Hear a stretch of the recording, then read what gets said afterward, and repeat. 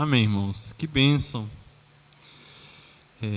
estarmos aqui mais uma quinta-feira e podermos estudar novamente a palavra do Senhor. A carta aos Hebreus tem falado muito ao nosso coração, né, irmãos? E tem nos mostrado que dispensar tão grande salvação é muito mais do que tolice, né?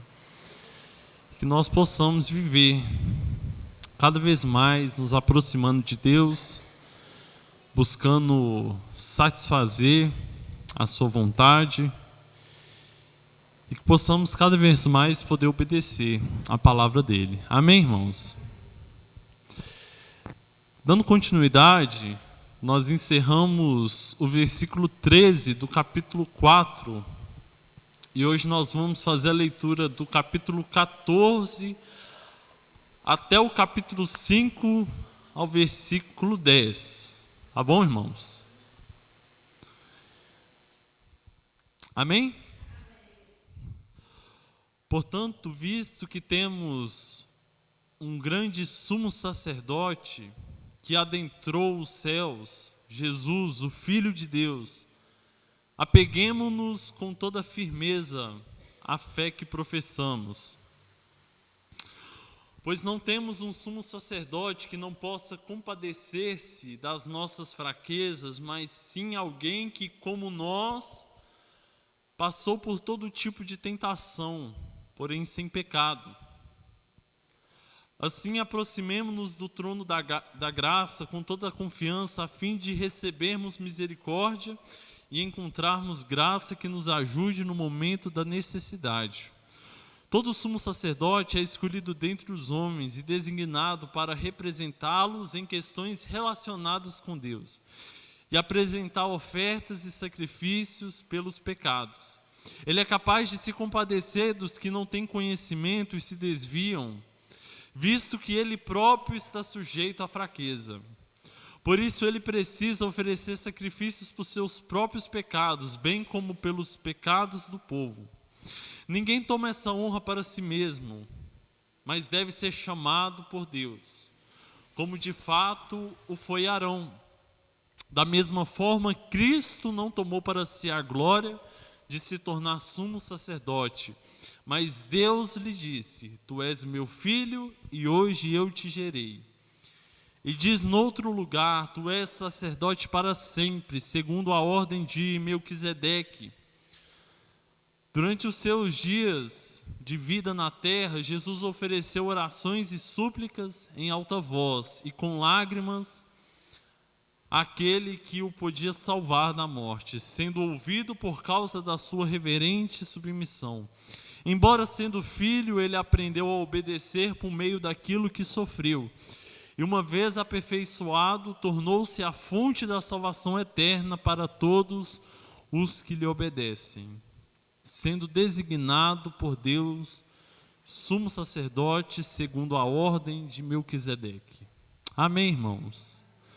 Mais uma vez, vamos fechar os nossos olhos, orar ao Senhor. Pai amado, nós te louvamos por esta noite, ó Deus, te agradecemos pela tua palavra, por mais uma vez o Senhor ter nos direcionado, Pai, a este momento. E aqui nós iremos refletir da tua palavra, ó Deus. Eu te peço, ó Deus, que o teu Espírito Santo esteja falando em nossos corações, esteja nos ensinando, nos disciplinando, nos exortando, ó Pai.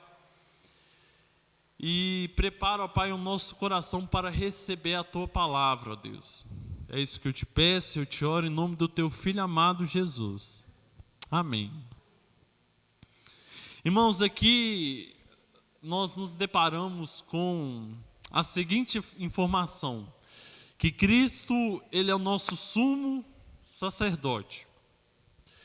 E o autor de Hebreus, ele aborda diretamente a superioridade do sacerdócio de Cristo.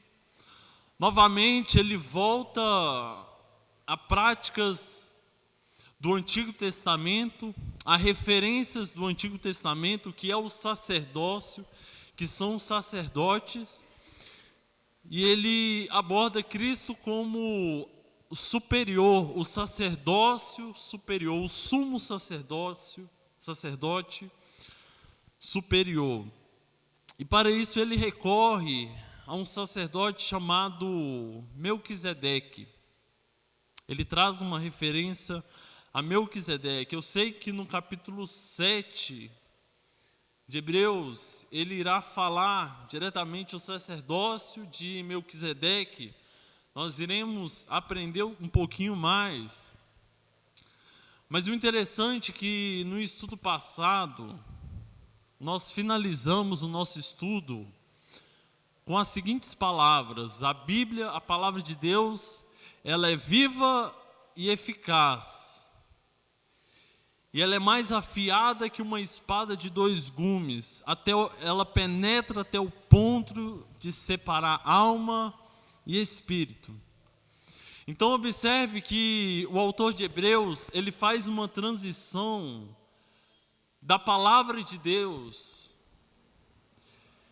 e ele nos deixa consciente do julgamento da palavra sobre nós, que ele finaliza que nada em toda a criação está oculto ou está encoberto pelo Senhor, tudo está diante dos seus olhos. E ele faz uma transição desta palavra que nos julga para o sumo sacerdote providenciado pelo próprio Deus a favor de nós. Amém, irmãos? E ao mesmo tempo que ele nos adverte com uma palavra que nos julga, que nos ensina, que nos disciplina, ele nos assegura que Cristo, ele é a consumação de todas as coisas. E além dele ser a consumação, ele é o nosso advogado, ele é o nosso intercessor, e aqui ele é o nosso sumo sacerdote. Amém, irmãos? E o convite de Hebreus é muito mais do que um conselho, é muito mais do que uma dica, mas é uma convocação a cada um de nós, que é o versículo 14.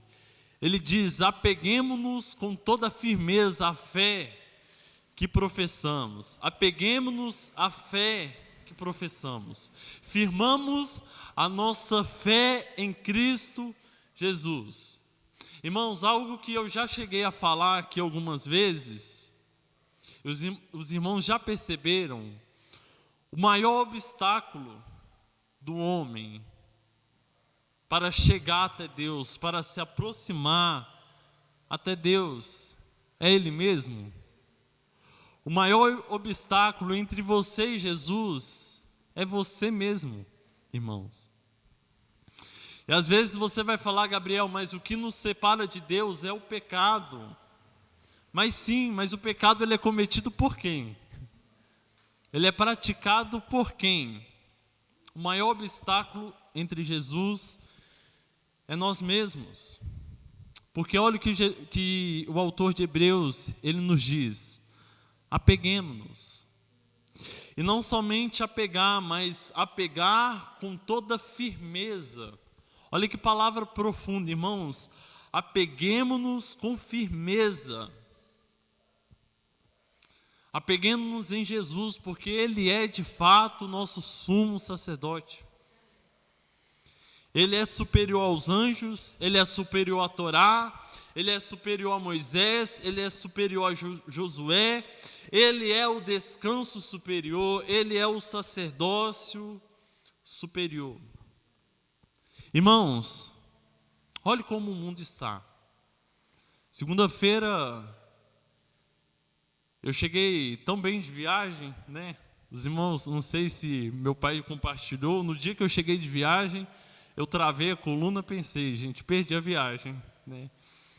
E na volta eu já fiquei preparado, e eu cheguei bem, a coluna tudo ok. E ao chegar em casa, eu me deparo com um jornal com uma terrível notícia. E com algo que eu não estava sabendo como ocorrido. E tantas maldades, irmãos, tanta dor, tanto sofrimento, notícias terríveis. O mundo, um caos, uma maldade. mas um mundo onde nós somos provados a todo tempo, um mundo onde nós somos tentados de todas as maneiras, onde nós somos fracos e frágeis. Mas olhe, por que nós devemos nos apegar a Jesus? Versículo 15. Pois não temos um sumo sacerdote que não possa, o que, irmãos? Compadecer das nossas fraquezas. Mas sim alguém que, como nós, passou por todo tipo de tentação, porém sem pecado. Amém, irmãos? Irmãos, 3 verdades são enfatizadas nesse texto. A primeira é que Jesus, de fato, ele se compadece das nossas fraquezas. Irmãos, quando nós falamos sobre Jesus, nós não falamos apenas de alguém glorioso, de alguém poderoso, conforme nós cantamos aqui, grande, de alguém grandioso, mas também nós falamos de alguém gracioso, de alguém misericordioso e compassivo. E embora ele não tenha nenhuma fraqueza, ele se compadece das nossas fraquezas. Ele conhece a nossa estrutura, ele conhece as nossas fragilidades.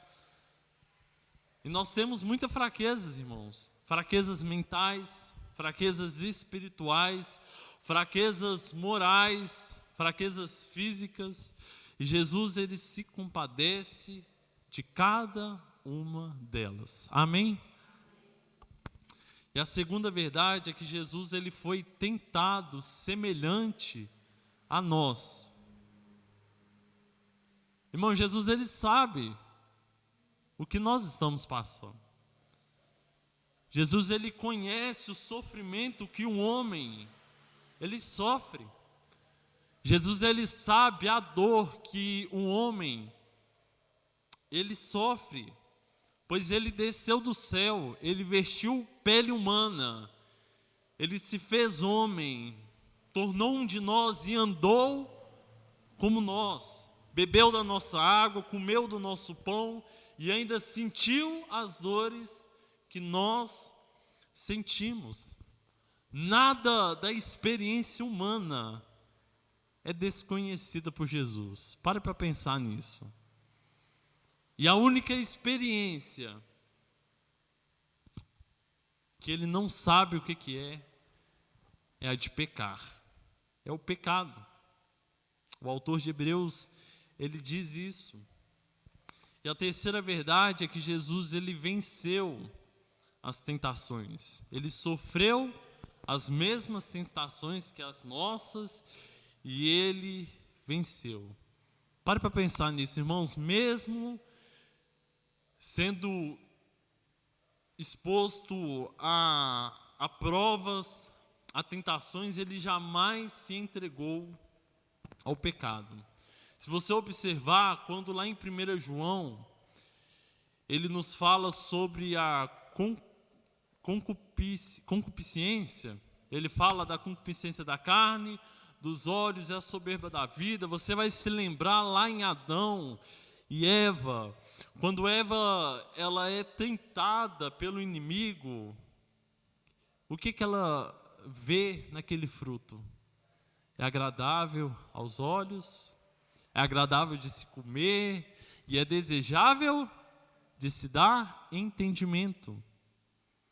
Essa foi a tentação de Adão e Eva. Mas observe que Jesus, ele foi tentado sobre esses 3 aspectos. No deserto, quando o adversário, ele tentou. Observe o versículo 16, assim, aproximemo-nos do trono de graça, com toda a confiança, a fim de recebermos misericórdias e encontrarmos graça que nos ajude no momento de necessidade. Irmãos, o autor de Hebreus, ele descreve Cristo como sumo sacerdote, e ele alerta que a igreja, ela deve aproximar de Jesus com toda a confiança, com toda confiança. E a palavra confiança, ela pode ser traduzida como confiadamente. Significa você confiar com ousadia, você confiar com liberdade, você confiar sem ausência de medo, sem ausência de temor. E seguindo ao capítulo 5, observe que o autor ele entra no ponto principal dessa carta. Observe que ele vai abordando, Jesus ele é superior aos profetas, Jesus ele é superior aos anjos, ele é maior do que os anjos, maior do que Moisés, maior do que Josué, maior do que Arão. E ele diz que ele é nosso incomparável sumo sacerdote. Ele é o nosso sumo sacerdote. E o autor, nos versículos anteriores, ele destacou os privilégios de ter Cristo como sumo sacerdote. Ele se compadece de nós, ele nos concede graça, ele nos ajuda no momento de necessidade. Porém, no capítulo 5, ele se concentra no sacerdócio de Cristo. E observe, irmãos, se você se lembrar da leitura anual que você está participando, glória a Deus, amém? Amém. E lá fala sobre os sacerdotes. Você vai ver que Jesus ele seguia os mesmos princípios. Ele seguiu os mesmos princípios do sacerdócio, dos sacerdotes do Antigo Testamento. Porém, Cristo, ele se diferenciava, se mostrando perfeito e definitivo, né? Mas para entendermos, irmãos, Cristo como sumo sacerdote, nós precisamos voltar lá em Levítico e entender de fato o que é sacerdote. O que é ser um sacerdote? E como que um sacerdote ele é chamado ao sacerdócio por Deus, né? E aqui eu destaquei algumas partes importantes que o autor de Hebreus ele destaca nos primeiros versículos. Observe que o sumo sacerdote ele deve ser tomado entre os homens. Versículo 1: todo sumo sacerdote é escolhido dentre os homens. Irmãos, por que Deus ele não escolheu os anjos para serem sacerdotes? Por que Deus não escolheu os seres angelicais que estão ao lado dele, dizendo santo, santo, santo tu és? E por que ele não nomeou eles como sacerdotes? Pare para pensar isso, irmãos. Mas Deus ele escolhe dentre os homens, homens para serem sacerdotes. Por quê, irmãos? O primeiro, que para ser um sacerdote do povo, precisa ser alguém que lida com os pecados do povo. Precisa ser alguém que tem as fraquezas humanas do povo. E o segundo, que o sumo sacerdote, ele é encarregado a trabalhar, a um trabalho espiritual. Irmão, sacerdote, ele não é uma figura pública. Sacerdote, ele não era uma figura política. Mas ele é chamado para cuidar das coisas de Deus. Observe, versículo 1: e designado para representá-los em questões relacionadas com Deus e apresentar ofertas e sacrifícios pelos pecados. Ele deveria fazer propiciação, oferecer sacrifícios a Deus, além de seus pecados, dos seus próprios pecados, ele tinha que oferecer do povo. Irmãos, aqui eu destaco uma parte muito importante. Observe, seu trabalho era oferecer sacrifícios pelo pecado em favor dos homens, para que os homens fossem perdoados. Entenda comigo, irmãos, o sumo sacerdote, ele era um intermediário entre Deus e o seu povo. Só que nós sabemos que quando Jesus ele veio, ele se encontra com um sacerdócio corrompido, com sacerdotes que não mais intercediam pelo povo, mas sacerdotes que eram nomeados pelo Sinédrio, que eram figuras políticas. Mas o sacerdote designado por Deus, ele deveria oferecer sacrifícios a favor do seu povo, do povo de Deus. E para isso, irmãos, o sacerdote ele tinha que ser alguém compassivo, alguém que se compadecia. Observe que ele tinha que se apresentar diante de Deus, ele tinha que oferecer os sacrifícios em nome de todos os pecados, e ele devia oferecer sacrifícios em favor de todos os que pecaram, ou por ignorância ou por fraqueza. Irmãos, eu fico imaginando a seguinte questão: quando aquele povo chegava aos sacerdotes com uma confissão, apresentando o pecado, e ele tinha que apresentar todos aqueles pecados ao Senhor. Imagina nos dias de hoje. Imagina um sacerdote no dia de hoje. Gabriel, mas no tempo antigo tinha violência, tinha maldade, sim. Mas a ideia que eu estou tentando construir, que eu fiquei pensando, imagine um sacerdote, ele é bombardeado com uma sequência de notícias ruins, de pecados, de crueldades cometidas, de maldades, assassinatos, estupros, maldades, crimes. E ele é chamado para oferecer sacrifício em favor de todos os que se arrependiam. Não importando a crueldade, não importando o tamanho do pecado, se era pouco, se era muito, mas aquele que se arrependia, ele oferecia um sacrifício para que aquela pessoa pudesse ser perdoada.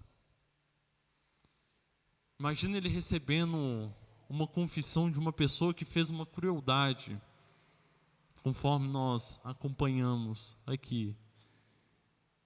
E diante daquela notícia ele tinha que oferecer um sacrifício ainda, irmãos.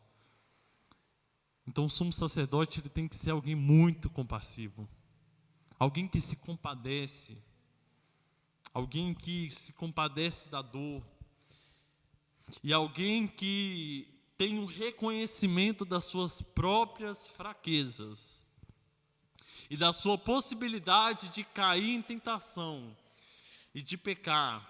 Isto fazia com que ele fosse moderado com todos os homens. E o sumo sacerdote ele precisava oferecer sacrifícios pelos seus pecados e pelos pecados do povo. Irmãos, eu já falei que o sumo sacerdote ele é tirado do meio dos homens com as mesmas fraquezas e com as mesmas falhas. Ele era um homem imperfeito, era um homem falho, era um homem que pecava e que oferecia um sacrifício imperfeito, porque todos os dias, por isso que aqui o autor ele mostra a superioridade de Jesus acima de Arão, porque Arão todos os dias ele tinha que oferecer sacrifício, e era um sacrifício imperfeito, todos os dias. Mas Jesus não. Jesus em uma só vez, ele se oferece Ele oferece a si mesmo, irmãos. Amém? Os irmãos estão aí ainda? Amém. O sumo sacerdote, ele deve ser escolhido por Deus. Observe o versículo 2, ele é capaz de se compadecer dos que não têm conhecimento e que se desviam, visto que ele próprio está sujeito à fraqueza. Por isso ele precisa oferecer sacrifícios por seus próprios pecados, bem como pelos pecados do povo. Agora olha aqui, ninguém toma essa honra para si mesmo, mas deve ser chamado por Deus, como de fato foi Arão. E da mesma forma, Cristo não tomou para si a glória de se tornar sumo sacerdote. Mas Deus lhe disse: Tu és meu filho, eu hoje te gerei. Irmãos, uma pergunta. Hoje, observe, hoje existe sacerdote? Existe? Amém. Isso aí. O que a palavra de Deus nos diz? Vocês são uma nação santa, um povo eleito, sacerdócio real. Então todos nós somos sacerdotes. Eu e você somos sacerdotes. Nós temos um livre acesso a Deus. E Cristo, ele é o nosso sumo sacerdote, porque ele se ofereceu em favor de nós, em favor do seu povo. Amém? Então hoje não existe aquela figura de sacerdote, de autoridade, que se intitula sacerdote. Mas hoje Deus, ele chama pastores para cuidar de suas ovelhas. Pastores, diáconos, outras igrejas, presbíteros, bispos, tudo são pessoas que vão cuidar do povo de Deus. Amém, irmãos? Então, se alguém falar assim, eu sou sacerdote, eu falei assim, irmão, você é sacerdote, mas todos nós somos sacerdotes, somos sacerdócio real. Agora, olha que nenhum homem, ele poderia se nomear sacerdote. Tratava-se de um chamado, e era uma honra que não se comprava com dinheiro, que não se comprava com moeda, e somente Deus, ele poderia nomear um sacerdote. Isso era tão sério, irmãos, é tão sério, que aqueles que tomavam para si este ofício sem ser chamado por Deus, como exemplo lá em Números 16, quando vai falar sobre Coré, que se deparou com o juízo de Deus, e com a ira, com o furor da ira e do juízo. O rei Saul, ele tentou exercer função sacerdotal, e ele perdeu o seu reino. Um outro exemplo é o rei Uzias. Ele tentou entrar no templo para queimar incenso, e Deus, ele fere ele com lepra. Irmãos, até hoje, com o chamado, nós temos que ter esse zelo. É possível ter pastores sem ter o chamado? Sim, infelizmente. E é o que mais está acontecendo, são pastores se nomeando pastores chamados por Deus, ou por fonte de renda, ou por status. Mas um pastor, ele deve ser chamado por Deus, é preciso ter uma convicção interior que ele é chamado para a obra, ele é chamado para servir, ele é chamado para cuidar das ovelhas. Irmãos, hoje as igrejas, elas sofrem um declínio teológico, infelizmente por causa disso. Infelizmente por causa disso. E observe que o autor, ele enfatiza que o sacerdócio levítico, ele deve ser chamado por Deus. Porém, a partir do versículo 5, ele retorna ao sacerdócio de Cristo. Versículo 5, da mesma forma, Cristo ele não tomou para si a glória. Irmãos, a gente precisa entender que todos os sacerdotes, eles foram uma preparação para o sacerdócio de Cristo. Todos os sacerdotes, eles estavam preparando algo até chegar a Cristo Jesus. O sacerdote levítico, ele era temporário, ele era transitório, ele era passageiro, ele não era permanente. Mas Cristo, o sacerdócio de Cristo, ele é permanente. A gente deve entender, a gente deve crer que o sacerdócio de Cristo, ele é eterno. Cristo, ele morreu por pecados que, infelizmente, no futuro, nós iremos cometer ainda. Infelizmente. E eu finalizo essa mensagem, irmãos, com o versículo que ele mexeu muito no meu coração, a partir do versículo 7. Jesus, ele como sumo sacerdote, ele foi constituído por Deus. Porém, ele não se glorificou para se tornar um sumo sacerdote. E ele verdadeiramente, homem, versículo 7, foi intercessor. E Deus ouviu o seu clamor por causa de nós. Irmãos, o sacerdócio levítico, ele já se encerrou. Ele se finalizou. Agora uma nova ordem foi colocada. Um novo sacerdote. Cristo, ele é o sacerdote para sempre. E a morte dele, que para muitos foi um acidente, a sua ressurreição foi uma surpresa, para nós, não. Agora no céu ele está intercedendo por nós. Observe, versículo 8. Embora sendo filho, ele aprendeu a obedecer por meio daquilo que sofreu. E uma vez aperfeiçoado, tornou-se a fonte de quê, irmãos? Salvação eterna para todos os que lhe obedecem, sendo designado por Deus sumo sacerdote. Amém, irmãos? Possamos confiar em Jesus, que possamos cada vez mais nos aproximarmos dele e obedecer a sua palavra. Observe, fonte de salvação eterna para todos os que lhe obedecem. Amém? Vamos colocarmos de pé. Vamos finalizar este culto orando ao Senhor. Pai amado, nós te louvamos por esta noite, pela tua palavra, por mais uma vez o Senhor tem falado em nossos corações.